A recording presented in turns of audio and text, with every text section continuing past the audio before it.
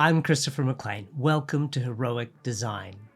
A functional map helps you create designs that fit seamlessly into your user's life. Today, we'll learn how to create a functional map using the example of a clever bottle cap design.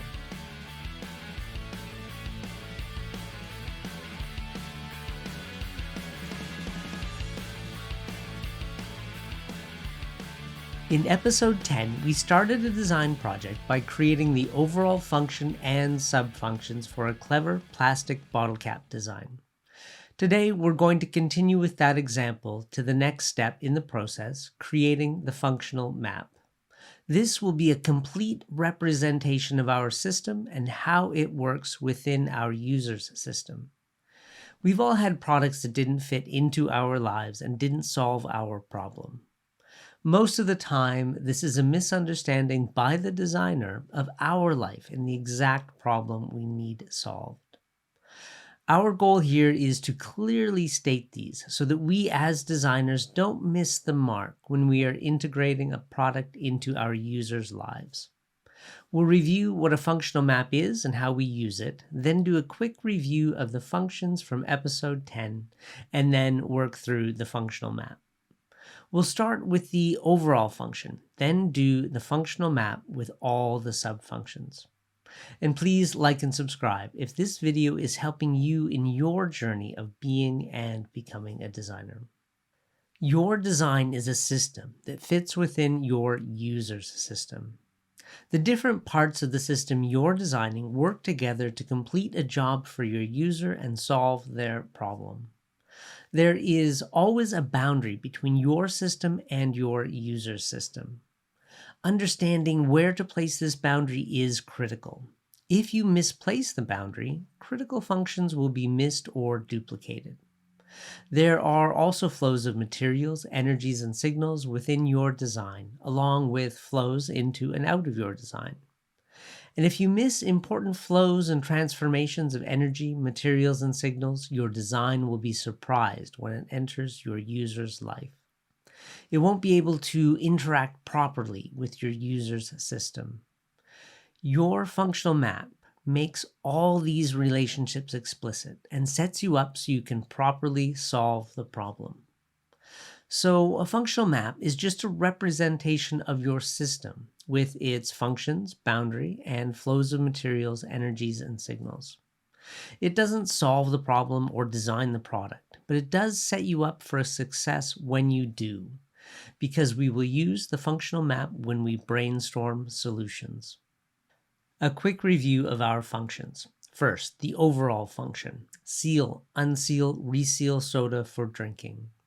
Remember that this isn't the overall function for the entire soda bottle. It's just the overall function for this solution, which is the cap. And there are three sub-functions: prevent leakage and contamination of soda, indicate soda hasn't been tampered with, and reseal soda. And a quick reminder of the solution.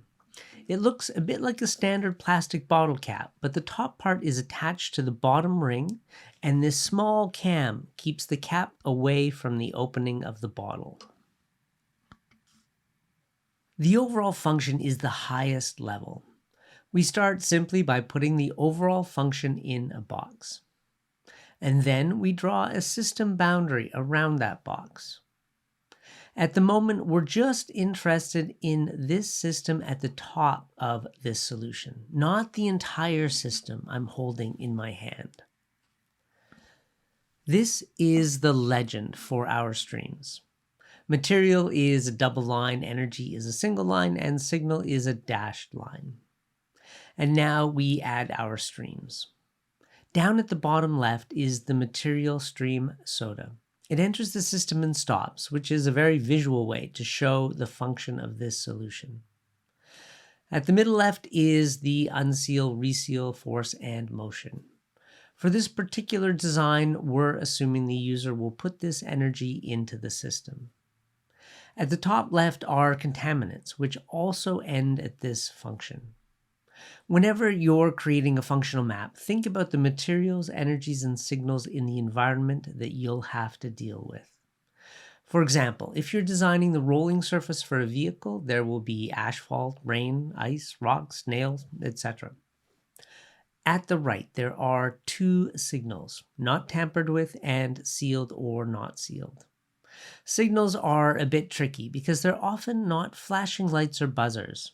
Think about the information you want your user to have or would help them make good decisions. In this case, we want them to know it's safe to drink. And we want them to know if it's sealed or not sealed, so they don't let it spill or leak.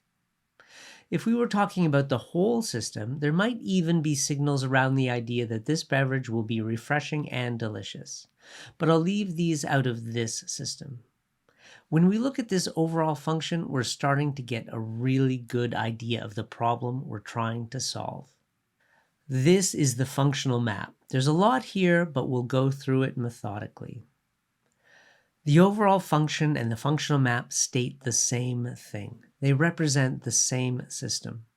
So both have the same three inputs on the left and the same two outputs on the right. The functional map just splits the overall function into the three subfunctions and adds in some internal flows of materials, energies, and signals. Again, there are probably a dozen ways you could split this up and describe it. This is just how I'm seeing it now. The three flows coming in on the left all go to the one subfunction, prevent leakage and contamination of soda.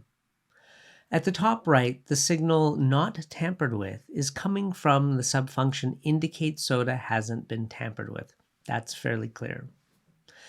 And the signal at the bottom right, sealed or not sealed, is coming from the subfunction reseal soda.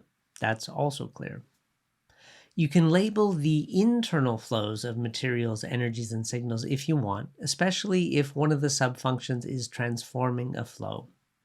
For example, a subfunction could be transforming electrical energy into light, or it could be transforming one chemical into another chemical.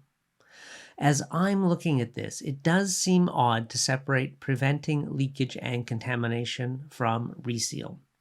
But there are solutions that use different solutions for these. For example, some medicines have a foil seal and a screw-on cap.